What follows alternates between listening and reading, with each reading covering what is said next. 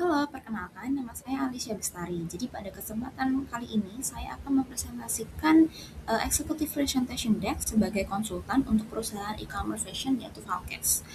Presentasi ini disusun berdasarkan hasil analisis pada personal Praktikum Assignment 2 yang telah direvisi dengan mempertimbangkan aspek global, etika, dan keberlanjutan. Jadi kenapa sih analisis clickstream ini penting? Jadi ada 3 poin. Yang pertama itu traffic meningkat signifikan, kemudian conversation rate fluktuatif, sama peluang besar untuk mengoptimalisasi berbasis data dan AI.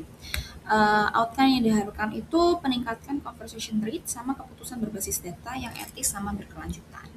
Kemudian gambaran umum data clickstream itu yang pertama di basis data pengguna. Dia tuh ada 5.000 pengguna awal di Valpes ini. Kemudian ada jenis event terlacak seperti page view, product view, sama app to chart dan purchase. Sama kalau misalnya ada event penting lainnya yang merekam perjalanannya pengguna. Kemudian terakhir itu visualisasi agregat, yaitu seluruh visualisasi dan temuan yang disajikan bersifat agregat memberikan pandangan makro terhadap tren dan pola perilaku pengguna secara keseluruhan. Kemudian masuk ke keseimbangan event di seluruh funnel.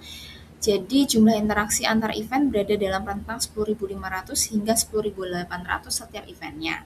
Tidak ada penurunan signifikan yang terlihat saat pengguna bergerak dari tahap awal interaksi menuju tahap purchase. Jadi dia tuh mengerucut begitu. Masuk ke preferensi produk, ini distribusi interaksi berdasarkan kategori produk. Jadi preferensi pengguna itu terhadap kategori menunjukkan dominasi yang jelas dari kategori atasan. Yang pertama, atasan mendominasi interaksi pengguna itu ada di 59,9%, kemudian kategori bawahan menempati posisi kedua yaitu di 30,2%, dan terakhir kategori dress memiliki interaksi paling rendah yaitu hanya 9,9% saja. Ini merupakan grafik tren aktivitas pengguna berdasarkan waktu. Dapat diamati penurunan ini tuh bersifat konsisten sama tidak menunjukkan fluktualitas yang tajam. Jadi menurun tapi tetap konsisten, tidak ada lonjakan aktivitas yang signifikan pada tanggal-tanggal tertentu atau hari tertentu. Nah, ini apabila dianalisis lebih dalam lagi mengenai setiap event menunjukkan keseragaman yang menarik. Yang pertama, event merata. Jadi seluruh event itu berada di kisaran 97% hingga 100% dari total interaksi. Hal ini menunjukkan kalau nggak ada event tuh yang secara signifikan lebih dominan atau tertinggal. Kemudian yang kedua, tidak ada anomali.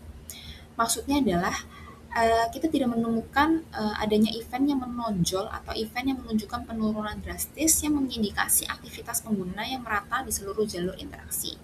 Yang terakhir ada di keseragaman aktivitas. Jadi keseragaman ini tuh bisa jadi merupakan indikasi yang positif untuk melanjutkan atau memahami apakah ini tuh bisa menjadi pola perilaku alami atau adanya bias data. Kita masuk ke poin kritis yang harus kita bahas. Ada 4 poin. Yang pertama, funnel perilaku pengguna yang terlalu seimbang. Yang kedua, analisis agregat versus per pengguna. Yang ketiga, tren penurunan aktivitas berdasarkan waktu.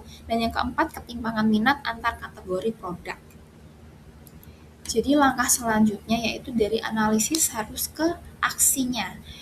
Ada di pertama segmentasi pengguna. Jadi kita bisa memahami perilaku berdasarkan kelompok pengguna yang berbeda. Terus kedua, analisis funnel mendalam, yaitu lebih mengidentifikasi titik-titik friksi atau peluang konversi di setiap tahap. Kemudian yang terakhir, direkomendasi terarah, yaitu mengembangkan strategi yang terukur untuk meningkatkan pengalaman pengguna dan konversi. Jadi begitu, sekian presentasi yang bisa dapat saya jelaskan.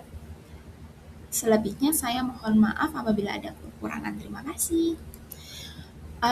Yang untuk slide ini saya masuk untuk menjawab skill apa saja yang saya dapatkan selama saya belajar pada mata kuliahan ini.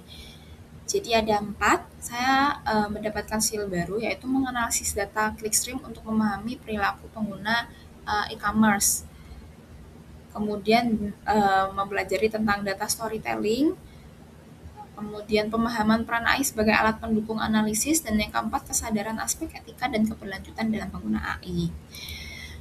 Kesulitan yang dialami selama proses pembelajaran itu terkadang saya masih sulit menerjemahkan hasil analisis data yang bersifat agregat atau kayak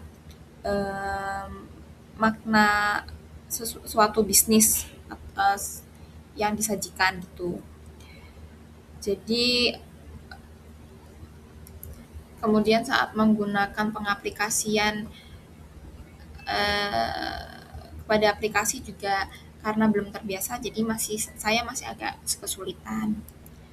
Kemudian yang terakhir, terkadang AI itu memberikan hasil yang salah. Jadi selama mengerjakan tugas, saya ataupun saat tugas kelompok dengan teman-teman itu terkadang harus menganalisis lebih dalam lagi atau kita harus mengolah datanya lagi. Jadi kita tidak menggunakan jawaban AI 100% karena balik lagi itu AI terkadang hanya menjawab pertanyaan atau kayak data yang diberikan saja. Jadi kayak kurang akurat begitu. Jadi intinya saya dan teman-teman personal tidak pernah menggunakan AI secara 100%. Begitu. Terima kasih.